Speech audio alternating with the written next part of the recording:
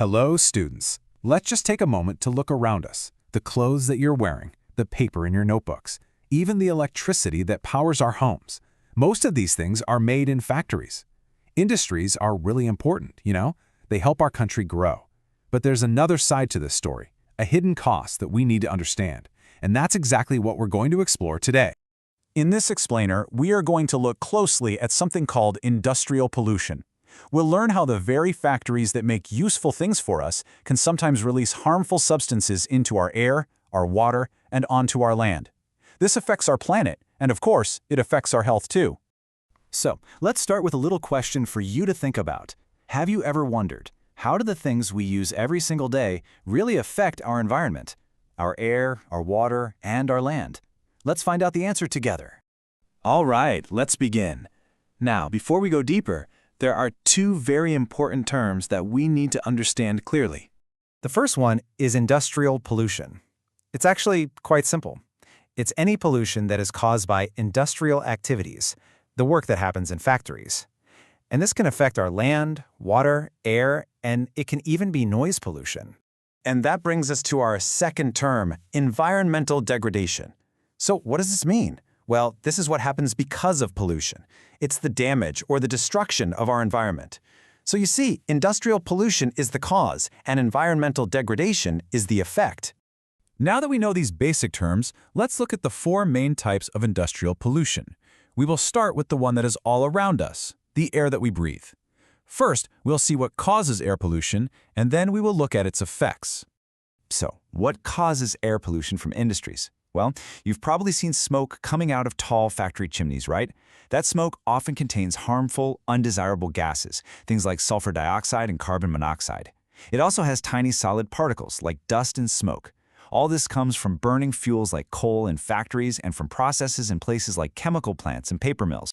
And what happens when all this polluted air gets into our atmosphere? Well, it's a serious problem. It can harm our health, especially our breathing. But it's not just about us humans. It also affects animals and plants. It can even damage buildings over time and harms our entire atmosphere. You see, apart from the smoke that comes out every day, there is another danger, and that is the risk of accidents, like a toxic gas leak. This can be extremely hazardous and can have very serious long-term effects on people and the environment. The Bhopal gas tragedy is a very sad and important example that reminds us just how dangerous these industrial hazards can be. So let's just quickly recap. The main thing to remember is that factories can release harmful gases and smoke, and this pollutes the air, the same air that we all need to breathe to live. Okay, now that we have understood air pollution, let's talk about something else that is just as important for life, our water. We will look at what causes water pollution from industries and what the effects are. So how does water get polluted by industries?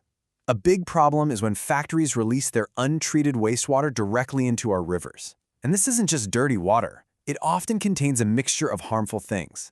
Chemicals from paper and textile industries, dyes, detergents, and even very dangerous heavy metals like lead and mercury. There's also a special kind of water pollution called thermal pollution.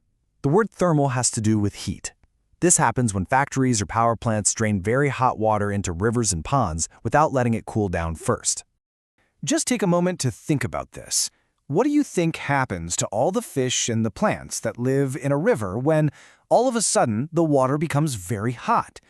It must be very difficult for them to survive, isn't it? So, to summarize this section, industries can pollute water by dumping chemical and solid wastes into it. And they can also cause thermal pollution by releasing hot water. Both of these things cause a lot of harm to our precious water resources. Let's move on to our next section. Here, we'll talk about two other kinds of pollution. We might not always notice them, but they are very important: land pollution and noise pollution. Let's look at land pollution first. This is caused when factories dump their waste, things like harmful chemicals, glass, and garbage, onto the land. This makes the soil useless for growing anything, and it can also pollute the groundwater, which is deep under the surface. Then there is noise pollution. This comes from the loud, constant sounds of machines, generators, and drills in factories. This unwanted noise can cause irritation, anger, and even health problems like hearing loss and a faster heart rate. So the key point here is that dumping waste pollutes our soil, And at the same time, the constant loud noise from industries can be very harmful to our health and our peace of mind. Now, we have spent some time understanding the different problems of industrial pollution, but now it's time to talk about something positive, the solutions. It's very important for us to know that we can take steps to control this pollution and protect our environment. And this brings us to the most important question of all. How can we reduce this industrial pollution? Let's look at some of the ways this can be done. One of the best ways to control water pollution is to treat the wastewater from factories before releasing it.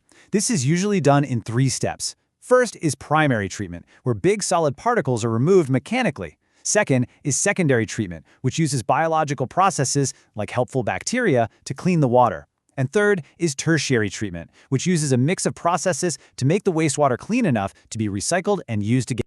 But that's not all. There are many other things that can be done. For example, industries can try to reuse and recycle water as much as possible. They can also collect rainwater. To reduce air pollution, they can use cleaner fuels like gas instead of coal. And for noise pollution, they can put silencers on generators and use special materials that absorb sound. So, we have learned how industries are important, but also how they can cause pollution. And we have also seen that there are ways to control it. As we end our discussion today, I would like you to think about the area where you live. Can you see any signs of industrial pollution? And what simple things do you think could help to reduce it? Just thinking about these questions is the first and most important step towards building a cleaner and healthier world for all of us.